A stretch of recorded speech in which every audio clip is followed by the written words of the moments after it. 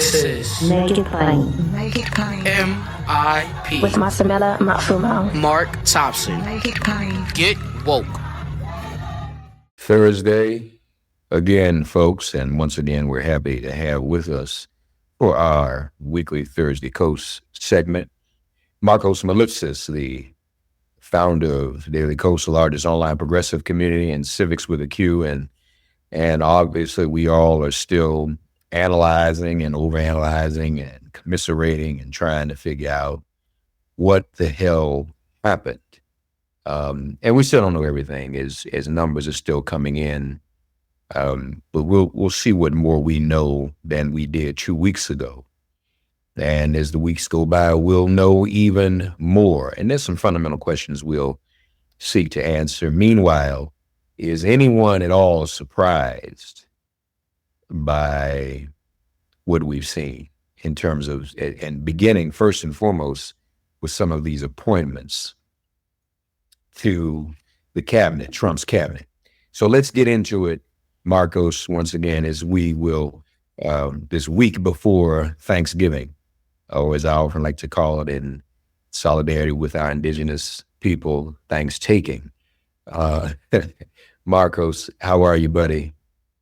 Doing good, all things considered. And I just want to sort of note that I was very confident going into the election, and I was wrong. So it's just a quick reminder that I'm a fallible human being and don't always get it right. Well, but I think the difference, though, is we all thought that. I mean, there was not a soul who didn't. In fact, I was reminded that, Alan Lichtman has never been wrong. The keys to the White House, he's never been wrong. Both Michael Moore and James Carville agreed with us. Mm-hmm. And remember now, Moore even said Trump was going to win in 2016. So that's the other thing that makes it even more difficult for me. It's rare that everybody's wrong on the same subject. So this is what makes it doubly unusual. But let me start here, because I've seen a lot of numbers and people still crunching numbers. I'm a couple of fundamental ones. One, is it from your analysis, is it accurate that our side overall, that is the Democratic coalition that elected Biden, just did not turn out as much as it did in 2020? Does it somewhat boil down to that itself? So again, the numbers are still pretty early, and people are still digging into them, and they haven't been certified in a lot of places. So votes are still literally being counted in Philadelphia, Pennsylvania. So what it looks like is overall there was slippage from Joe Biden's numbers, but not a lot, and most of it was national, not in the battleground states. So field operation clearly still matters. Donald Trump moved the nation 6 points in his direction. So it was an R6, and Biden won it by 3. Trump won it nationally by 1.5. So, closer to 4.5 points when it's all said and done. It used to be 6. Now we're looking like 4.5 points, maybe 4 when it's all the final votes are counted. California's still counting. It was just enough. And the shift was only about 1.5 to 2 points in the battleground states. So we were saying beforehand, I was saying that the conventional wisdom is that a field operation's worth 1 to 3 points. It did exactly that. So everybody who did all the GOTV and did all that hard work, it made a huge difference. The problem was that the whole nation shifted, 4 to 6 points to the right, and that's hard to overcome. The most of that slippage, though, was not in battleground states. So that's why Trump ends up winning the popular vote, while still winning the battleground states by about the same margin that he did in 2016. So it looks like preliminarily that Harris got the votes that Biden did in the battleground states. Trump just got more. So there was still more blood to squeeze from the stone. And before the election, that was one of my arguments. It's like, he's had 2 elections already where he's squeezed out everything. Like, is there really that much more to squeeze out? Turns out there was. There were still people who had never voted in those previous elections who turned out for Trump this time. apparently motivated by price of groceries. Like that was a factor that really turned people out the hand before. And we're now in this weird world where high turnout actually helps Republicans in a way that it used to help Democrats, because high turnout means that lower propensity voters, which are usually lower on the socioeconomic ladder, so poor, less connected people, more marginalized people, and now they are Trump voters. So out of the 30 poorest states, Trump won 28 of them. Of the 20 richest states, Harris won 17 of them. And there is a complete inversion of what used to be, Republicans used to be the party of the wealthy and the elite, and now it's actually flipped, and Democrats are now the party of the wealthy and educated and elite. Yeah, yeah. And so hence the quote unquote elite that were in her pocket were obviously those who were aware. Just before we went on the air, folks, Marcos and I were talking about, and I know this for a fact. There were people on election day calling election centers, and this is from some of our election protection friends, trying to get information on where to vote, what, and calling to say they didn't see Biden on the ballot. Is Biden still on the ballot? Mm-hmm. And obviously, with the demographic you just named, what comes with that demographic is probably more of a focus on what's happening currently politically, more of a focus on mainstream news, whereas others are just trying to make ends meet every day. Folk don't watch the news every day. Folks are watching Netflix. Mm-hmm. And I'm not knocking nobody for doing that. Nope. But that's where we are. And if folk don't even know about that, there were people living in nursing homes calling to ask how they could vote 24 hours out. These are this is anecdotal evidence that, I was made aware of, and people were shocked. The number one Google search phrase on election day, is Biden still on the ballot? That was the number one Google search.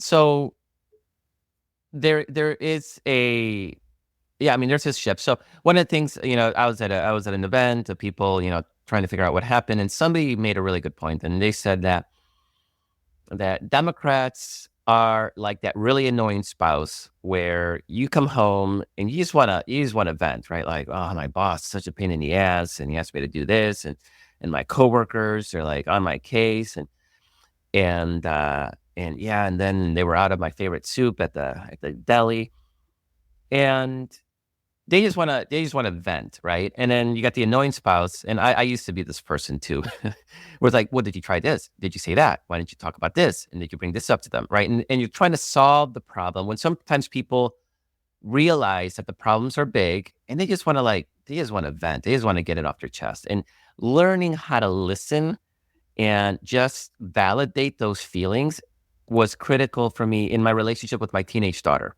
Because, you ain't going to solve no teenage girls' problems because they're pretty, they're not the world's most pressing issues. And they're kind of these personality conflicts. And sometimes for me, when I learned to be like, yeah, that sucks, and like actually mean it, like sort of like tap into her pain with whatever, fights she's having, and be like, oh, that's awful, so sorry.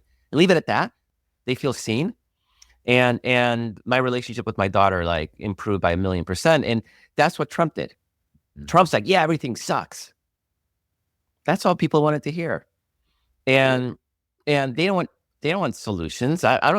Most people know, right? That's why when you're like, you talk about Trump's solutions, and you're like, like mass deportations, that will raise prices. And that tariffs are going to triple, they're going to raise prices by 30%. And like, that's what we're saying.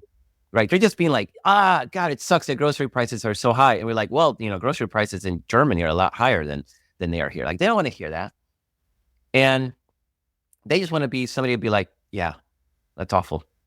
And to mean it, like really sort of attuned to that pain, because once you get to the solutions, like obviously Trump had no solutions, but they didn't care. Trump at least made them feel seen. And I suspect that that's something Democrats are going to have to get better at, or we're going to have to find the Democrats are good at just seeing that pain and just validating it and saying, yeah, it's real. And we'll do our best to make that better. But yeah, it sucks they have to deal with that. And so Trump did that. And that's why, we're going to be doing lots of Schadenfreude over the next couple of years, where all these groups that voted for Trump are going to be shocked that he's going to make those problems worse. Because clearly, those of us who know what's going on, we know that he didn't offer any solutions. But there's a certain subset of people that it didn't matter for them at that moment. And that's something that we need to come to terms with as a movement, as a people. It's just to learn how to listen in a way that doesn't try to solve people's problems, just to validate them and be like, yeah, no, it sucks that eggs now cost double what they used to do. And it's hard for us because we are the party of the educated now. Like, we do have solutions. We even may have... Oh, so here's a perfect example, right? We have time, right? I got an example that came up in this meeting. Yeah, so talking to somebody who runs an organization that tries to organize rural voters. And rural voters, they're like 86% Trump now. Like, it is out of control. And he talks about how the child tax credit really helped these people. The child tax credit gave money to parents, literally gave them cash. And we lost the child tax credit because when it came up for reauthorization, Joe Manchin wanted a work requirement on it. And then Democrats said, hell no. And then it all blew up. We didn't have the votes, right? And so we're like, oh man, Joe Manchin. Mark, can you believe it that this group did polling in rural areas? And it turns out that rural people who benefited from this program wanted the work requirement, because then it didn't feel like they were a charity case. It made them feel like they actually were earning the child tax credit. So we actually, in our sort of wisdom, because it's better policies, no work requirement. So we're looking, it's better policy, It wasn't better politics.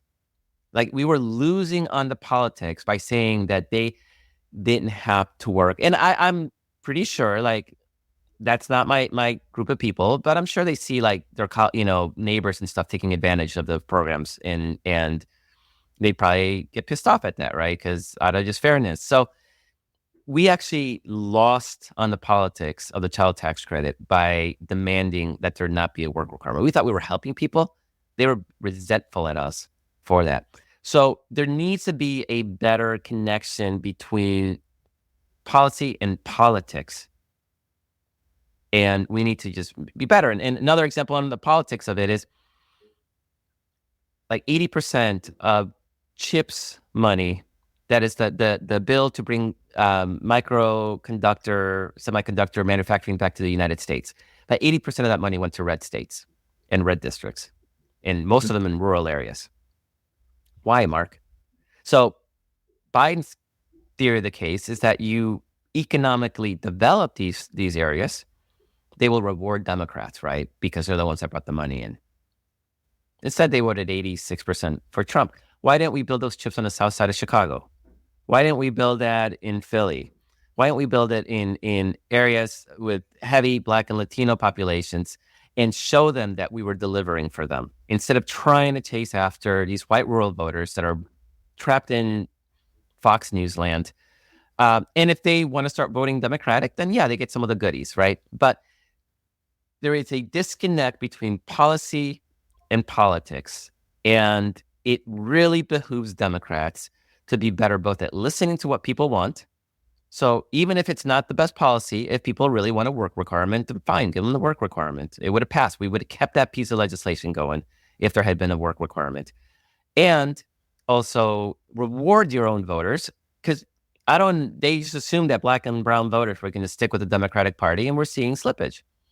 And with Latino voters, we saw big slippage because they don't feel connected to the political process. They don't feel like they're being rewarded for their vote. So yeah, so they went and flirted with Donald Trump, and it cost us big time. So yeah, I just think we need to be smart about the politics of what we do and stop being idealistic and paternalistic as well, and just telling people what is best for them. Nobody likes to be told what is best for them, Well, even if we know better. but I think part of it is too. I don't know that anybody was told. See, because Democrats also aren't good at tooting their own horn, informing people. You know, if gas went down, if price at the grocery store did actually go down, maybe not enough, there was no apparatus for Democrats or the Biden administration to make the argument that that's what they did. Okay. I mean, that was just not, and we talked about that ad nauseum over the years. That's why a week before the election, the Treasury Secretary called me and asked to do a live like this with me to talk about some of the accomplishments they made for the economy 1 week out. And he's hatched, so we couldn't talk about it in the context of Kamala Harris. Mm-hmm. You know, he's a cabinet member, right? So the Deputy Treasury Secretary. So and I think he had to admit, even by his presence, we're not good at getting this out there. So that I agree with what you're saying, but there's also the fundamental reality. There were basic good things that the Biden administration did. Absolutely. Jobs, but did not get it out there. Historically problematic in doing that. There's that point. But I want to go back to what you said about where and just one, and Mark, people, I saw people talking about they got Trump checks, they never got Biden checks, right? Because Trump signed the signature on his economic recovery checks, and Biden, for whatever reason, I still don't understand to this very day what the frick they were thinking. They put the Treasury Secretary's name when he sent out checks, right? So it's very poor, like you say, they're terrible at branding their accomplishments. So yeah, for sure. You know, the Markos, I'll be honest with you. I think if Biden had done that, I think he, again, they want to take they go low, we go high, which obviously don't all work. But let's be honest, man, because we cannot negate the just like the right wing took over the talk radio airwaves for a generation, they've also taken over the social media propaganda machine with the help of Elon Musk and probably a foreign actor. And in doing so if Biden sends out a check with his name on it, what would it have said? What would people have said? Oh, the narrative would have been, he's copying off of Trump, and then we wouldn't have had an answer to that. See, every move, even on that score, that's a good answer. So you're like, yeah, he is.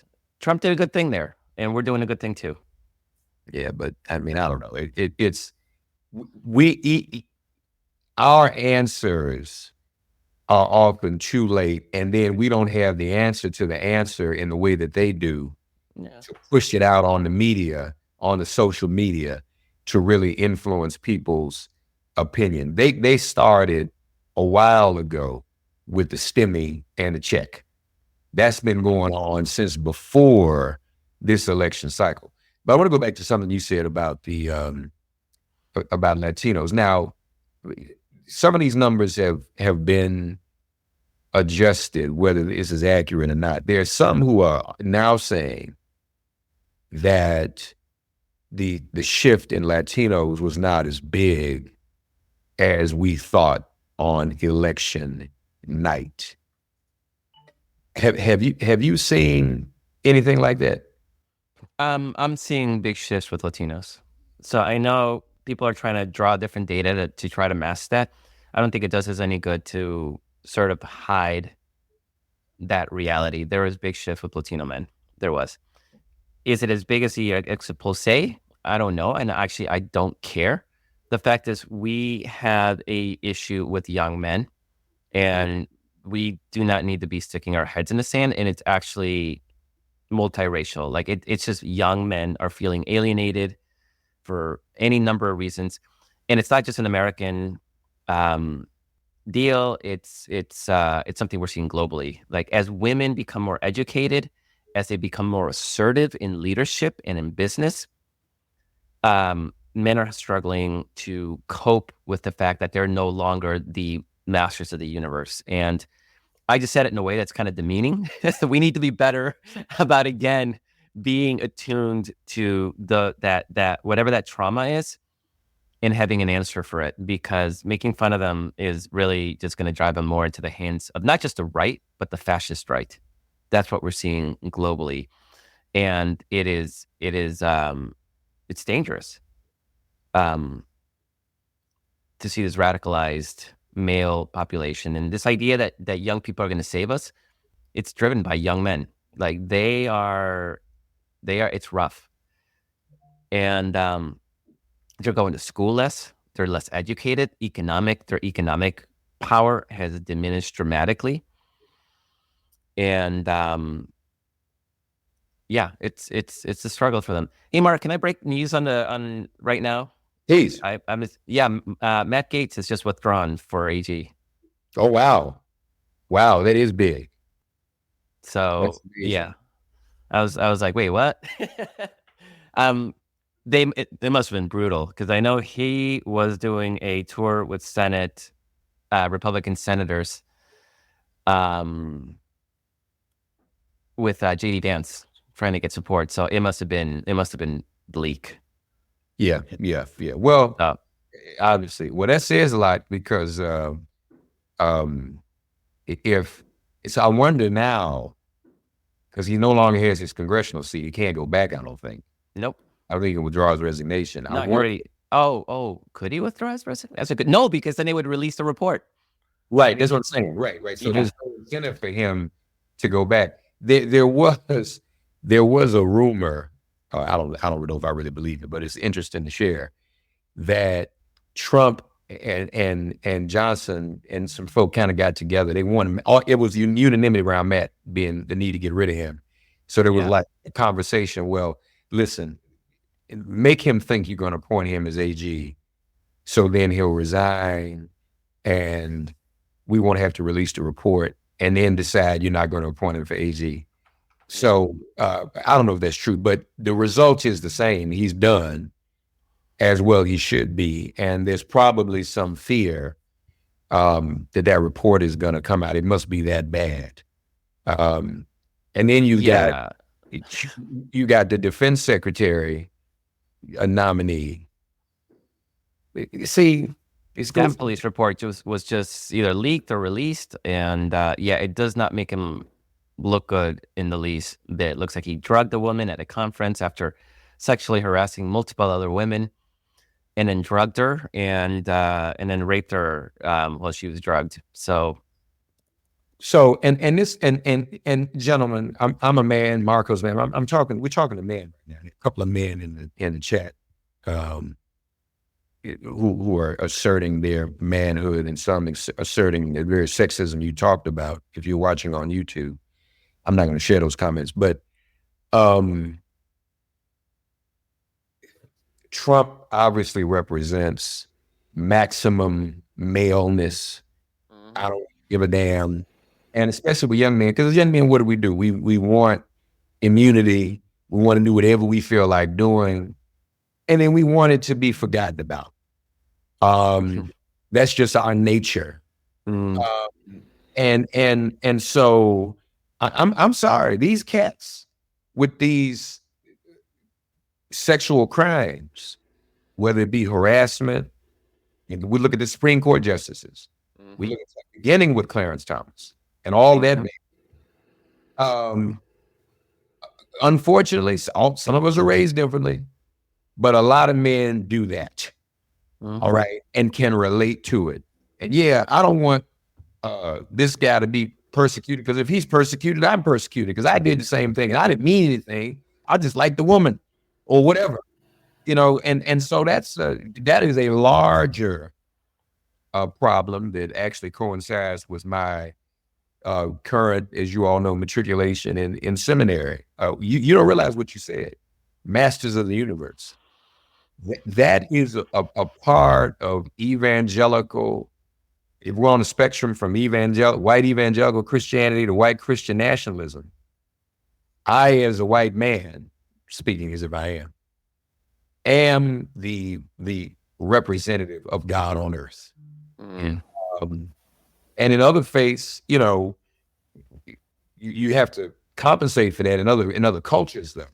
Well, why don't we see the presence of God in other people of color or in women or anybody else?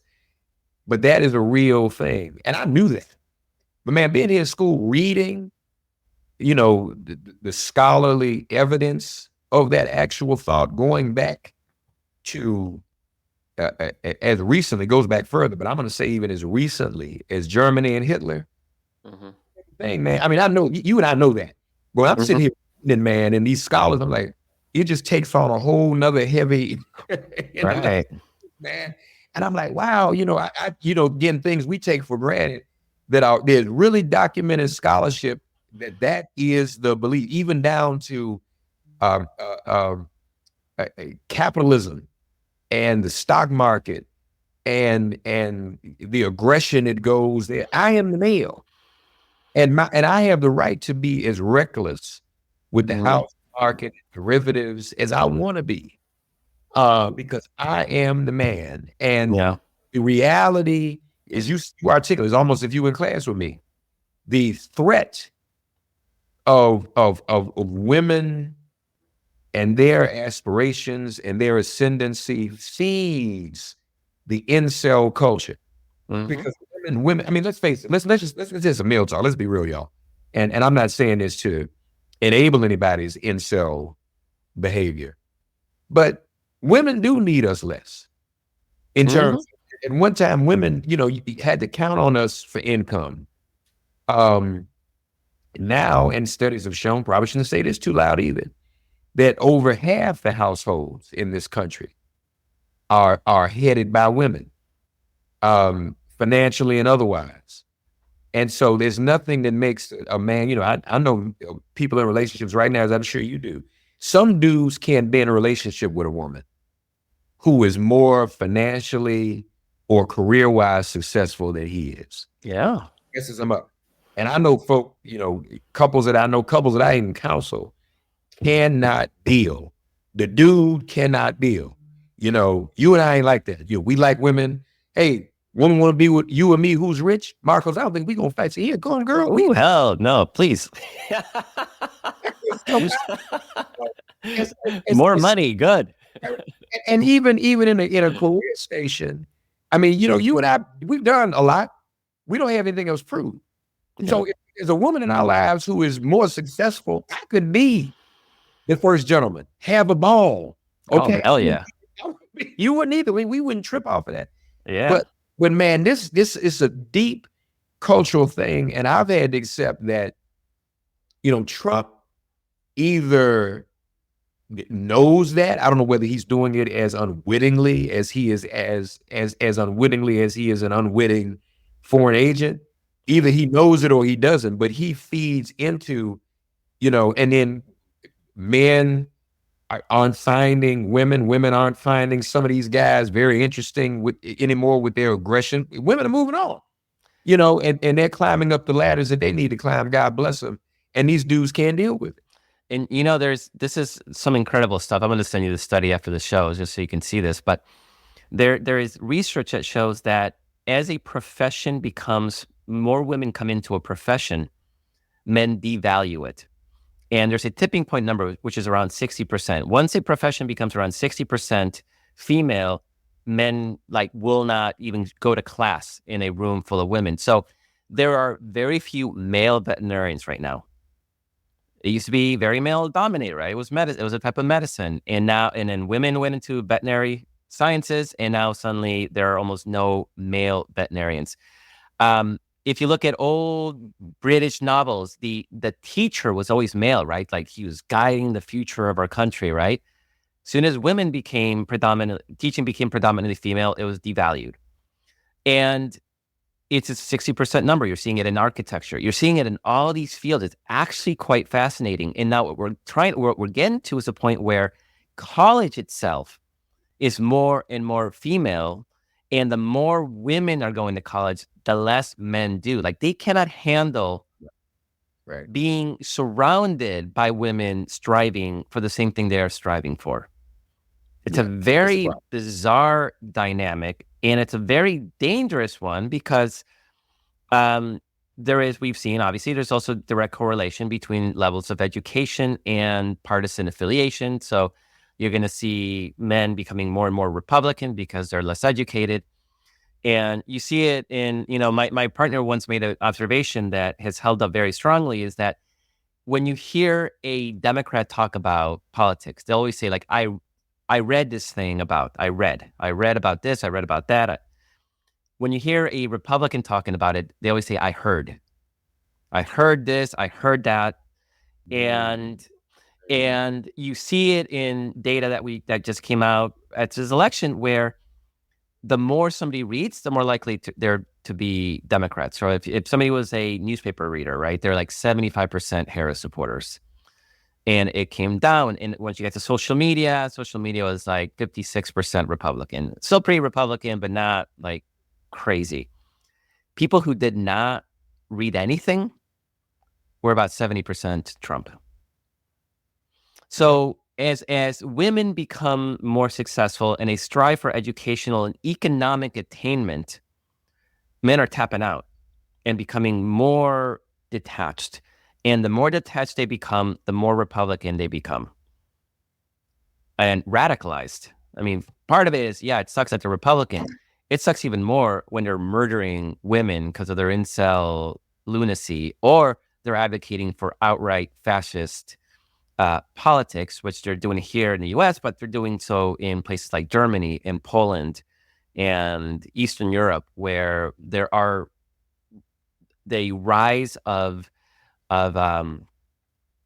right-wing fascist governments are becoming more and more a possibility. So this is a global issue that we're dealing with, and it's the same issue. So in Poland, I was reading a story because I read that Polish farmers were being radicalized because in the past, a Polish farmer would have a good Polish girl that lived in the village that would marry them and cook for them and do everything for them. Yeah. Now those Polish women are going to the cities, to the universities, getting educated, becoming lawyers and other kind of professionals. And these men are still out in the fields and there's nobody to marry and cook for them. And so that radicalizes them. So this is a global issue.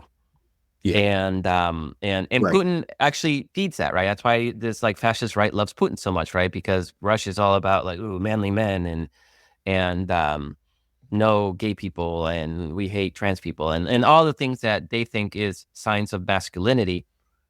And like he feeds that, Viktor Orban as well in Hungary, right? Who's Trump's best friend on the global stage.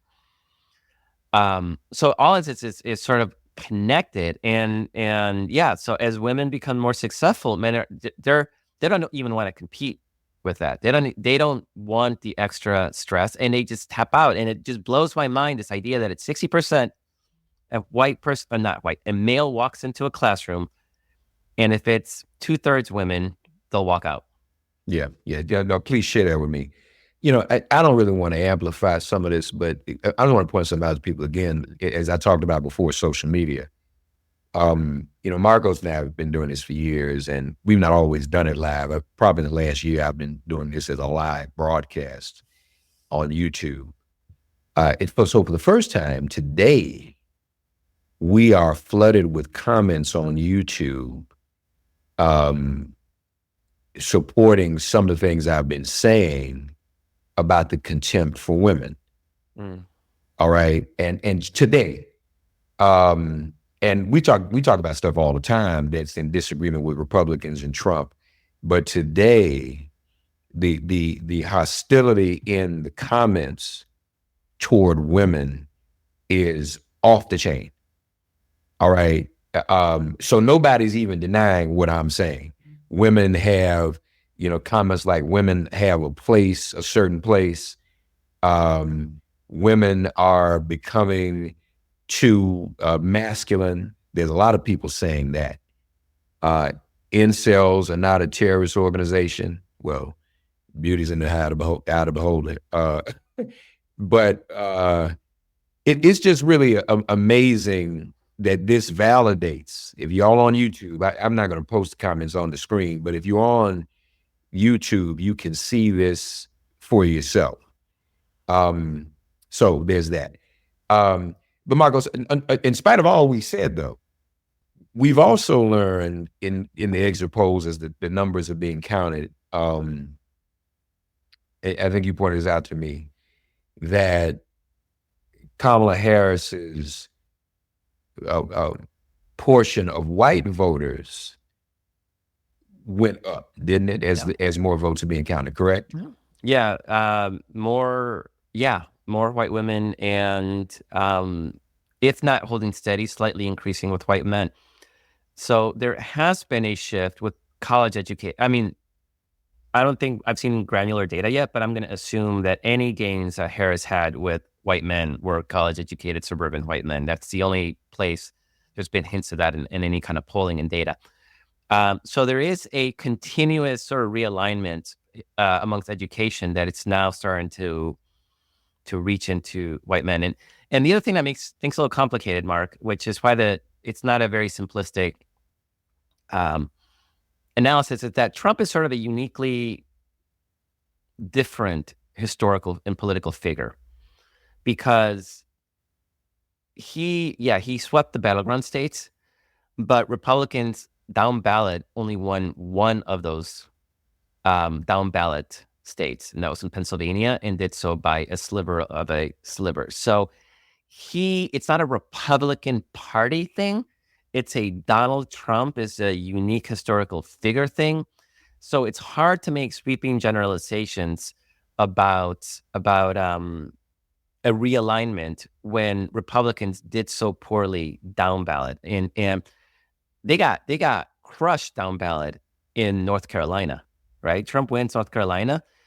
We thought we lost the Supreme Court race there. Nope, we won it. We won it by 450 votes. Like it's Right. kind of, but turns out that we held that, like the one race that we were kind of bummed about, we held, and we actually gained in the state legislature in North Carolina. So you see this in all the states, right? Democrats survived, Senate Democrats survived in Arizona, Nevada, Wisconsin, Michigan. Only Pennsylvania was the only one that we lost, while Trump won all those states. So it's hard to talk about a full realignment when Democrats they held their own. I don't know if they did well, but they held their own down ballot. It was pretty much a draw. And we actually gained seats in the House. We gained at least 2 seats. Maybe when the votes are counted, we may be up +4 in the House. So is that a realignment?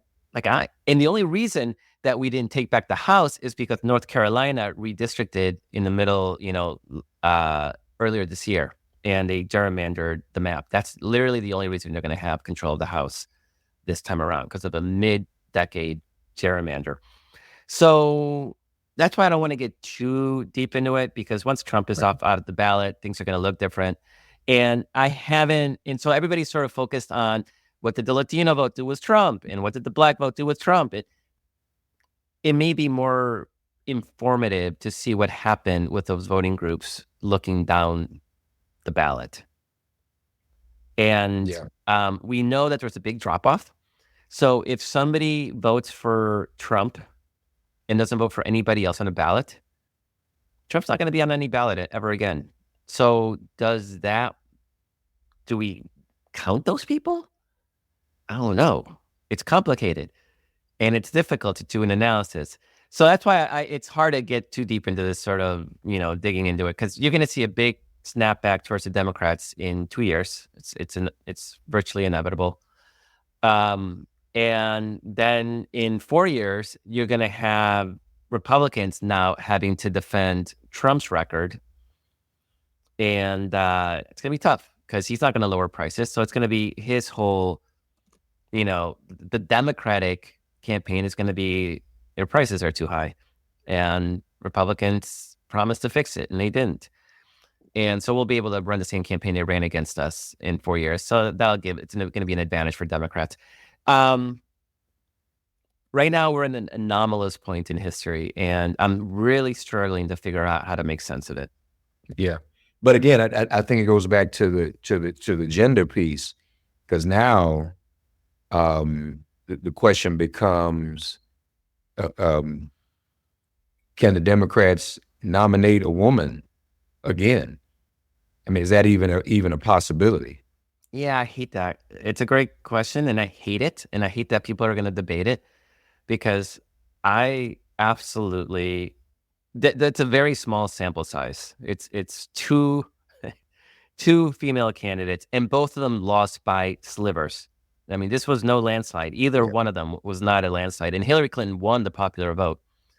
So the notion that we have to nominate a man, unless I don't get the sense, I no doubt that sexism played a role, but I think the overlap between sexism and Republican incelism is probably 1-to-1.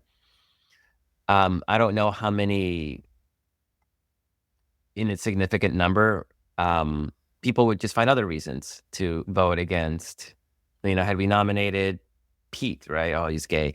Had we nominated Cory Booker? Oh, he's black. Had we nominated, do we even have a straight white man that, I don't know, Josh Shapiro? He's not Josh Shapiro. The Pennsylvania Shapiro. Well, he's Jewish. Right? There would have been something that people want to hate on. John Kerry, he's too effeminate, right? There's always something that with some BS, and so I hope that doesn't scare us away from nominating women, if that is who happens to be the choice of the voters, right? Because it's gonna be a crowded primary field. There's gonna be 30 candidates running on a Democratic side. We have a very deep bench right now. So, yeah, I mean, it's going to be, is it going to be California Governor Gavin Newsom? Well, he's from California. That disqualifies. There's always going to be something. We can't get caught up in that. We just have to nominate who we think is the best person to represent our party. But I do think what I am seeing is there's going to be a lot more focus with Democratic Party and its partisans and groups towards winning, as opposed to, we got to answer questions about whether trans prisoners should have taxpayer-supported gender-affirming surgery, right? That's not a thing that affects most people, and we do need to refocus. And that wasn't Harris. She didn't bring that up, right? But ACLU asked it. Why did the ACLU ask that question? What does that matter in the context of what really matters to people? Yeah. And so I think we need to get away from this notion that everybody has to feel like their one pet issue is addressed. If that one pet issue affects just a fraction of people, and you actually hurt our ability to win broadly, because there's just no doubt that had Harris won, trans people would be better off than they will be under Donald Trump. So did you really need to get her on the record on a policy that existed under Trump, right? Who gives a crap? It's there already. Why do you need to opine on that? Yeah. So this is sort of a challenge I think we have as a movement, is to get away from wanting to make every single group feel seen and heard about every one of their little issues, and just realize we need to win. And you know what? If we win, you will be better off. And with the Gaza people, right? You're not better off with Donald Trump. Congratulations. You feel like you hurt Kamala Harris. You taught her a lesson. What's that mean? People are going to die. More people are going to die now because of what you did. Right. And people are going to learn the hard way. They're going to see that. Yeah. It's inevitable. And they'll still blame Democrats. Well, she should have run a different campaign. She should have done this. Well, no, she ran the campaign she did. You had a decision to make. Right. And still, in many ways, did the unprecedented in 107 days. Yeah. I mean, there are going to be books written about that. And at some point, when and another time we'll get into, some of our own internal problems and issues, because it didn't help the feud between her camp and the Biden camp. And some of the Biden people were still angry that he dropped out. But let me ask you this, and then I want to do two other things before we go, that are important. If he had stayed in, would it have made a difference? I think he would have lost by more. Yeah. But it would not have been a big difference. People were locked in. But you know what? One lesson that I want everybody to take to this, people are like, well, voters say they want a younger candidate. Voters say stuff, they're lying. Like a lot of that stuff is absolute lies. We gave them a younger candidate and it didn't barely change numbers, right? Yeah. It moved the numbers 3 points. And I'm not convinced that Biden would not have closed that gap just out of fear of Donald Trump. Because all that excitement that we saw for Harris didn't matter. All this people sleeping for Donald Trump didn't matter. People were locked in. And once people were locked in, nothing was going to change the dynamics of the race. There's nothing. Mark, I look at this race. Could Harris have done something different to change the outcome? I can't find that one thing. And usually in every election, there's like, oh, if they've done this, if they've done that, this was like that, like the Comey letter that really kind of screwed Hillary Clinton. And I'm looking at civics data, right, where we can see the day by day. It was a horizontal, line the entire time that she was in a race. Nobody budged. Billions of dollars were spent. Nobody budged. Yeah, and not to mention figuring out what anybody could have done in 107 days, was an impossibility.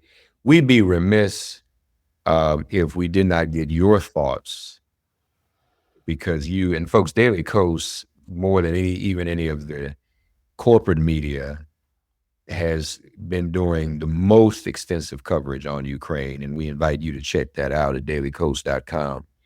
Your thoughts on the status of that war, the Biden administration lifting the prohibition on Ukraine firing missiles into Russian territory. Russia apparently in the past 24 hours fired an ICBM in the Ukrainian territory. What are you thinking about all of this and where this is going? Yeah, Ukraine right now is sort of a bloody stalemate with Ukraine having grabbed a chunk of Russian territory north of Ukraine. They invaded Russia, I don't know, about 6 months ago, and Russia has been unable to or unwilling to push them out.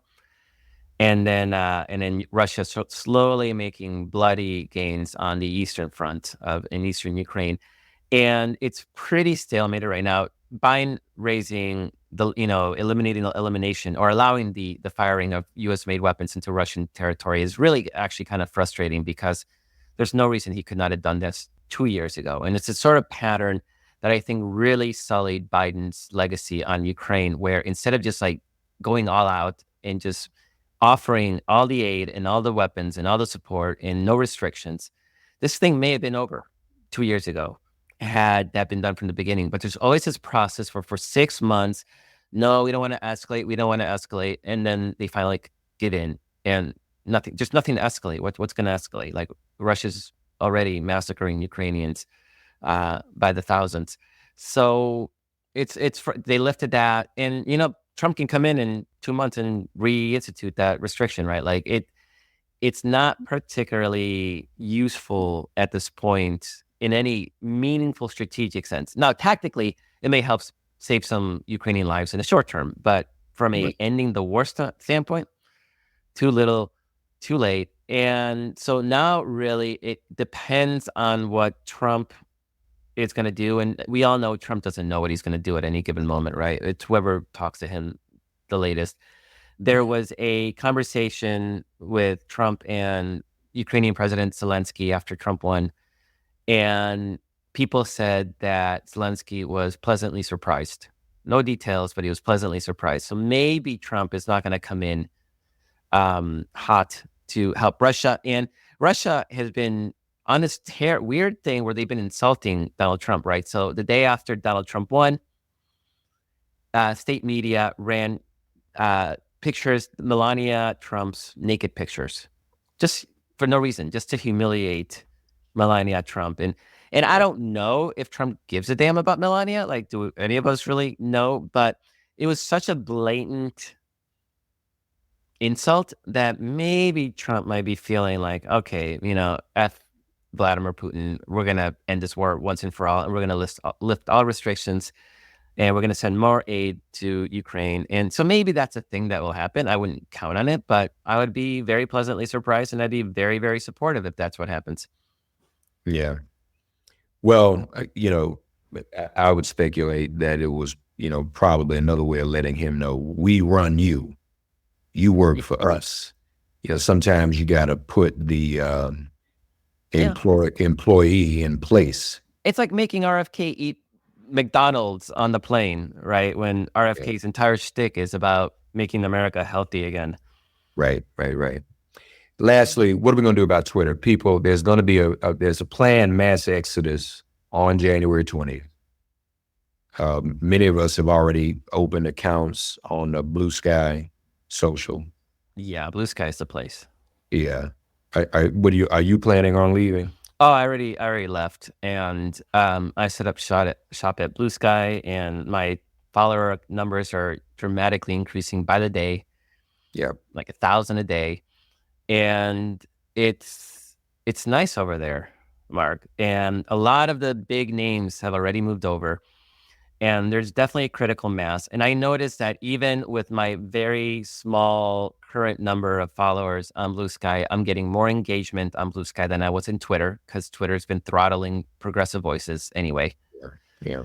And for a while, it was like, are there the big names? Are they over there? And they weren't. And now everybody's sort of moving. I hadn't heard about a January 20th date, which is great, because now the problem Blue Sky's having is they're growing by 1 million people a day. They're up to 20 million as of 2 days ago. They have 20 employees, Mark, 20. So they're having some growing pains on the infrastructure side. And so I think people just need to be patient with them as they do this. And Twitter had the same thing back in the early days too, right? So this is not unprecedented. But for a long time, there's so many Twitter alternatives, and none of them were really sticking. And now I think the critical mass has been reached, and Twitter's Blue Sky is the place. Now, what's different, what's sort of the big question is if there's a big breaking news event. Like, I still think Twitter, because a lot of government organizations are on Twitter and a lot of major political figures are on Twitter. If they stay there, it means I can't delete my account, which I would love to delete my account. And I have 180,000 followers on Twitter, and I would kill to delete the account, but there's still work reasons to do so. If this wasn't my job, I would bug out of there. Close the account. I can't, but I'm certainly not really using it anymore. And so this past week, I've spent all my time at Blue Sky. It feels comfortable. All the right people are there, and every day that critical mass keeps growing. So so I didn't realize you're at Blue Sky. I gotta find you and follow you, or maybe I already do and forgot. But same handles. Make it plain, administer. Cool. So you'll see me there. We aren't able to stream there yet. They don't have that technology, but I'm sure they'll get that in short order.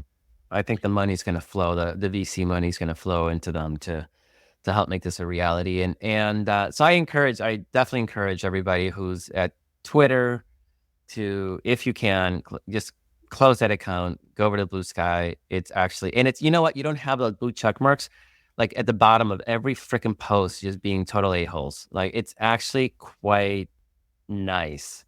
Yeah.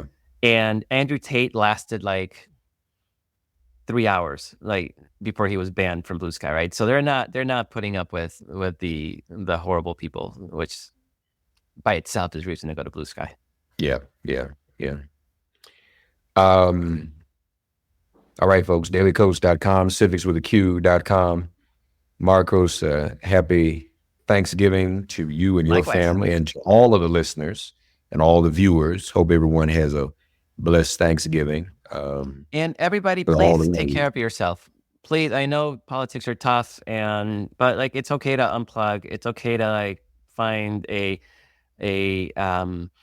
wellness practice, whether it's yoga or whether it's exercising or running or meditating, or like find a way to rejuvenate, and because it's going to be a long 4 years, and we need everybody healthy for the fights that come ahead. So like, take care of yourself, please. Yeah, no, absolutely. And folks, it's going to be all right.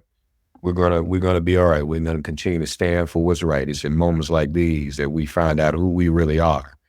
Unfortunately, some of us will have to learn the hard way, but learn we will. And one thing is for certain, there will be no more Donald Trump runs for president. That is the end of that. Yeah. So that is a guarantee. All right, buddy. Thank you. Thank you so much. Have a great Thanksgiving. Bye-bye. Same to you, man. Thanks for getting woke and listening to Make It Plain. As always, perform an act of kindness on behalf of an elder or young person. Write a letter to a sister or brother who just so happens to find her or himself incarcerated. Offer libations to the ancestors upon whose sturdy shoulders we all now stand. And above all, give thanks to the God of your understanding by whatever name you call her and him. All God asks of us is that we give each other love. Thanks for giving MIP love. And please remember to subscribe and give us a 5-star rating. If all hearts and minds are clear, it has been made plain.